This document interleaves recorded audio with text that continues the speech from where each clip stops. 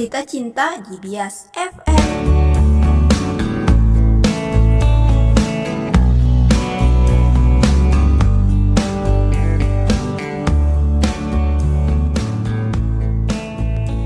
Hai sahabat curhat, apa kabar? Jumpa lagi bareng Bias ya. Kita hari ini dapat surat dari seseorang. Nama pengirimnya Amelia, dan kayaknya nih isi suratnya menyentuh banget dan sedih banget. Dan penasaran gak sih guys, mau dengerin curhatannya Amelia ya? Yuk kita stay tune.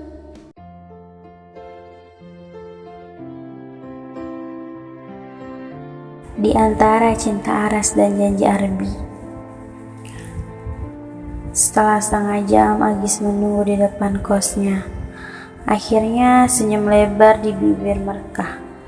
Agis terlihat saat seorang temannya datang menggunakan mobil jeep warna putih. Agis, yuk buruan masuk ke dalam mobil, nanti warung makannya keburu tutup, sapa Ahmad dari balik kaca mobil. Tanpa ragu-ragu, Agis sambil mengambil posisi tempat duduk berdampingan dengan Ahmad. Ahmad, ini mobil siapa? Tanya Agis. Aku kan udah bilang sama kamu tadi siang kalau aku mau kenalin sahabatku, karena kebetulan dia minta dicarikan calon pacar untuk mengisi kekosongan hatinya. Makanya aku pikir kamu wanita yang paling cocok untuknya. Lagian kamu juga sekarang lagi jomblo, jadi gak ada salahnya aku kenalin sama dia, tutur Ahmad panjang lebar. Oh, maksudnya kamu mau nyomblangin aku, terus Agis. Udah deh, gak perlu banyak komentar. Kalian dari tadi belum kenalan juga, jangan saling jaim, santai aja. Udah Ahmad pada Agis dan sahabatnya. Ternyata dari tadi duduk di kursi belakang dengan setelan yang rapih dan matanya yang sendu dengan hiasan kacamata hitam. Lumayan cool penampilannya. Penilaian yang terlintas di benak Agis. Kenalin, aku Aras, tuturnya singkat sambil mengulurkan tangan. Sore yang indah membawa laju mobil semakin terpacu dengan waktu. Mengiring rasa canggung yang saling bertaut penuh tanya. Dengan sesekali melirik ke arah kaca mobil dan matanya yang sendu menatapku dengan senyum lirih yang bikin luluh. Dan pada akhirnya sampai juga di tempat tujuan dan saling menikmati makanan favorit masing-masing dengan obrolan ringan dan santai. Aku dan Agis makasih banyak bro, udah ditraktir hari ini, celoteh Ahmad dengan gaya super lentennya. Sama-sama bro, kita udah lama gak ketemu, jawabnya dengan santai. Dengan berbagai alasan klasik dan gaya super lentenya, Ahmad kedatangan seorang teman yang bernama Iwan. Menjemputnya, katanya sih ada urusan mendadak yang harus diselesaikannya. Pasti Ahmad sengaja ninggalin kita berdua ya kan? Tanya Agis. Aku juga gak tahu kenapa Ahmad pergi dan mendadak temannya datang, jawab Aras. Kalau boleh tahu kita sekarang mau kemana? Kata Agis. Gimana kalau kita ke pantai? Terserah kamu mau kemana, yang penting suasananya enak dan nyaman. Aras dan Agis cukup banyak diam tanpa mengeluarkan suara. Hanya lantunan syair lagu dari tip mobil yang sedikit memecahkan kesunyian di antara mereka. Setibanya di pantai, Aris menghentikan laju mobilnya. Dan tiba-tiba Agis merasa kaget saat tangannya digenggam erat oleh Aras. Kamu lancang banget jadi cowok. Belum apa-apa sudah kurang, bentak Agis. Maaf Gis, aku gak berniat kurang ajar sama kamu. Tapi sejak pertama kali aku melihatmu, ada perasaan lain yang kurasakan. Dan aku hanya ingin menguji untuk tahu kepribadian kamu. Tanpa merasa ragu, aku ingin jadi bagian dari hari-harimu. Kamu mau gak jadi pacar aku? Tutur Aras dengan tatapan seduh tajam menatap ke sepasang bola mata Agis. Mendengar keterusan keterangan Aras, Agis sedikit tercengang tanpa berkata apa-apa. Aku belum bisa memberi jawaban pasti. Aku hanya bisa bilang kita jalani aja dulu, karena kita baru ketemu dan baru saling mengenal. Bagiku, cinta itu gak semudah dengan membalikkan kedua telapak tangan, tegas Agis.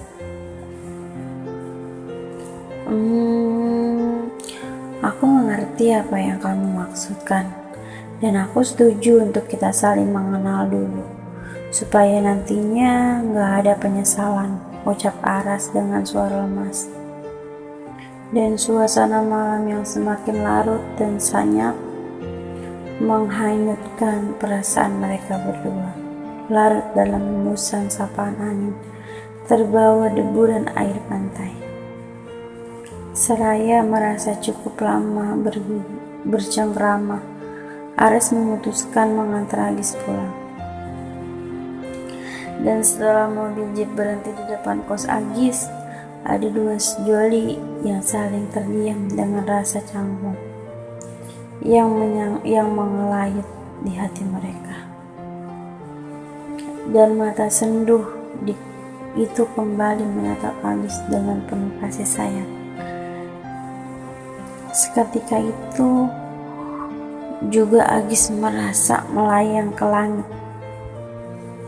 Temaram menerawang di antara keindahan nirwana. Saat Aris mengecup bibir merah Agis yang merona, Agis hanya pasrah menikmati sentuhan bibir Aras yang membuatnya merasa nyaman dan dengan perasaan sedikit kaget. Hari demi hari berlalu. Hubungan Agis dan Aras semakin mesra. Bahkan setiap malam Aras selalu datang menjemput Agis. Semua kebutuhan Agis dijamin penuh. Karena di lain sisi Agis memang harus bekerja keras untuk mendapatkan apa yang dia mau. Karena hidup dari keluarga yang biasa-biasa aja. Gis, gimana hubungan kamu sama Aras? Tanya Ahmad. Baik-baik aja, semuanya lancar kayak perangko, jawab Agis sambil melempar senyum. Melihat Ahmad dan Aras datang bersamaan. Berarti aku gak salah jodohin kalian berdua. Andai saja kamu tahu Ahmad dan mengerti perasaanku. Kalau sebenarnya aku tersiksa banget. Meski Aras orangnya baik, tapi perasaan ini tidak pernah bisa berbohong. Rasa tertarikku dari pertama tertuju padamu saat pertama kali perkenalan kita, gumam Agis dalam hatinya. Mikirin apaan? Ditanya malah ngelamun. Ahmad membuyarkan lamunan Agis yang dari tadi diam.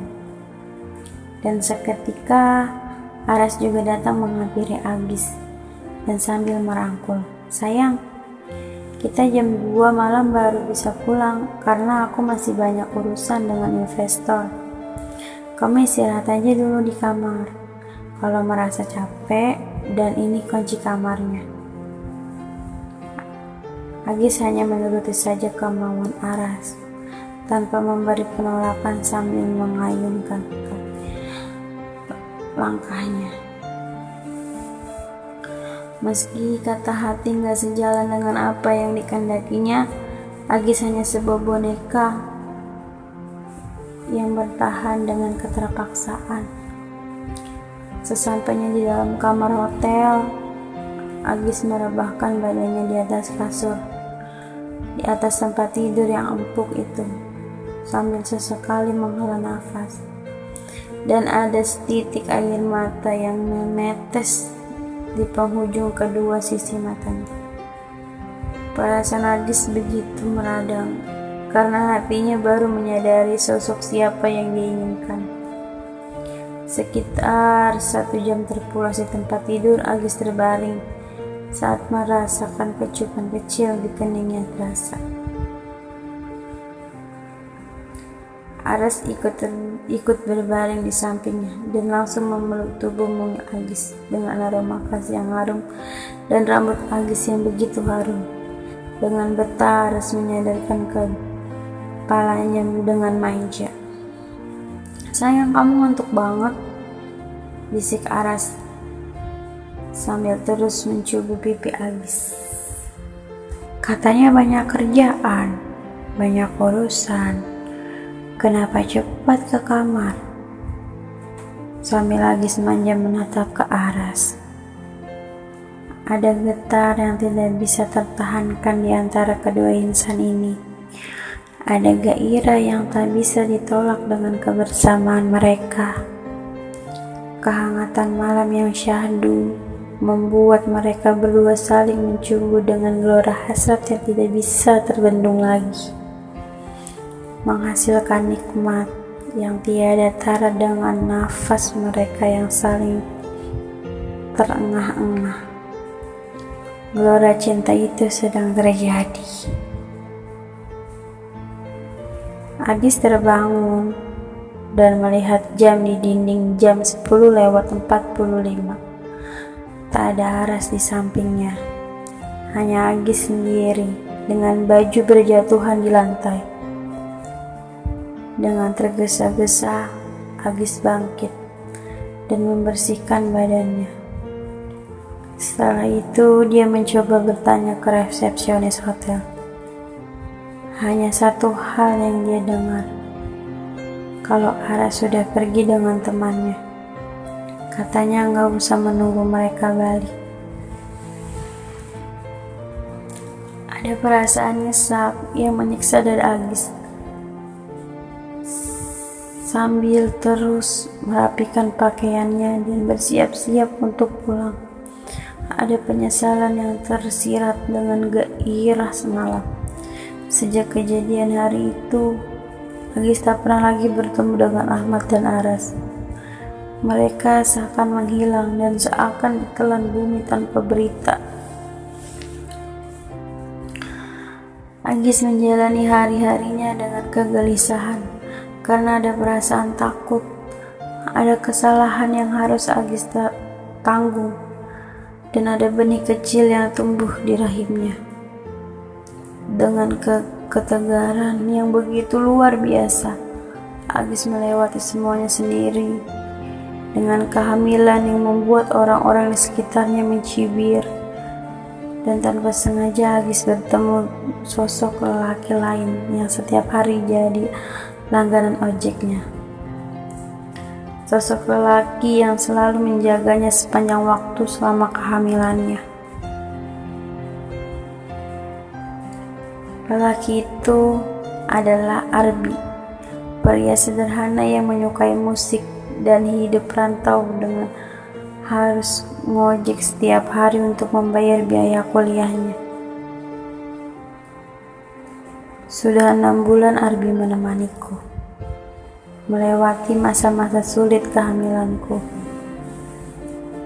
Arbi, tidakkah kamu akan menyesal menikahiku dengan anak ini? Rilihku tanya pertanyaan yang sama setiap hari. Bukan karena anak ini, tapi aku sungguh jatuh cinta padamu, Yang, jawabnya dengan senyum manisnya, sambil menyuapiku dengan roti bakar yang dia bawa. Besok ada undangan acara pertunangan teman kuliahku. Besok ikut ya, Yang, rayu Arbi. Insyaallah. Jam berapa? Balik tanya Agis. Pokoknya kamu harus dandan cantik Jam 8 malam udah siap ya, jawabnya. Hanya merenung malam dengan kasar tipis yang mereka punya. Kesederhanaan yang mereka punya justru membuat Agis dan Arbi sangat bahagia. Tepat pukul 8 malam, Agis sudah rapi dan Arbi tak berhenti-henti menggodanya. Pesona Agis memang luar biasa, tetap cantik meski berbadan dua. Tetap natural dengan bibir merah mereka saat tersenyum. Angin sepoi melaju di antara kendaraan yang lain. Dan setelah perjalanan selama 1 jam, tibalah Arbi dan Agis tempat tujuan mereka. Dengan saling menyapa dan saling berkenalan, dengan bangganya Arbi memperkenalkan Agis ke teman-teman kuliahnya. Dan Agis tersentak melihat sosok yang ingin diperkenalkan Arbi kepadanya. Sosok itu adalah Aras dan Ahmad, dan sosok wanita cantik yang menggunakan kebaya cantik. Agis langsung diam dan berpura-pura tidak saling mengenal. Tatapan Aras menatap ke arah bagian perut Agis. "Kenapa sekarang? Kenapa harus hari ini, Tuhan?" jerit batin Agis sambil menahan air matanya. Dengan terus menggenggam tangan Arbi, Agis gelisah dan salah tingkah dengan posisinya saat itu. Agis merasa tidak nyaman dan ingin segera meninggalkan tempat itu. Luka yang seolah terobati mendadak harus tergores lagi dengan melihat Aras dan Ahmad. Agis menepi, membawa dirinya ke tempat yang sepi karena Arbi lagi sibuk mengobrol. Ahmad datang dengan menawarkan segelas minuman yang dibawakan di tangannya. "Apa kabar, Gis? Kamu udah menikah ternyata," memecah hening yang canggung. "Iya, beginilah sekarang," singkat jawabnya. Dan mereka kembali terdiam tanpa harus mengatakan apapun atau harus berkata jujur kalau anak yang dikandungnya adalah darah daging Aras. Setelah kejadian malam itu, Agis gelisah dan kelahirannya tinggal seminggu lagi. Setelah berpikir sangat keras, Agis memutuskan untuk menulis surat buat Arbi. Di dalam surat itu, Agis meluapkan kesedihannya, meluapkan rasa sakit hatinya kepada Aras, dan mengatakan yang sebenarnya. Dan hari berlalu, Agis harus melakukan operasi untuk melahirkan bayinya. Setelah operasi selama 8 jam, Arbi harus menerima kabar buruk. Arbi harus kehilangan Agis, karena ternyata Agis punya tumor rahim. Dan waktu itu Agis memilih mempertahankan kehamilannya sambil menahan rasa sakit itu. "Kenapa kamu gak pernah bilang, sayang?" sesal Arbi di hadapan tubuh yang sudah terbujur di ruang mayat. Arbi sangat kehilangan Agis. Dengan kerapuhan hatinya mencoba tegar membesarkan putri cantik yang sudah diperjuangkan Agis. Hari ini, tahun pertama kepergian Agis. Arbi membawakan bunga matahari kesukaan Agis. Dan semalam Arbi baru menemukan surat yang ditulis Agis untuknya. Ada rindu yang luar biasa yang dirasakan Arbi. Separuh hatinya menghilang di antara langkah gontai meninggalkan istrinya tercinta di pembaringan terakhir.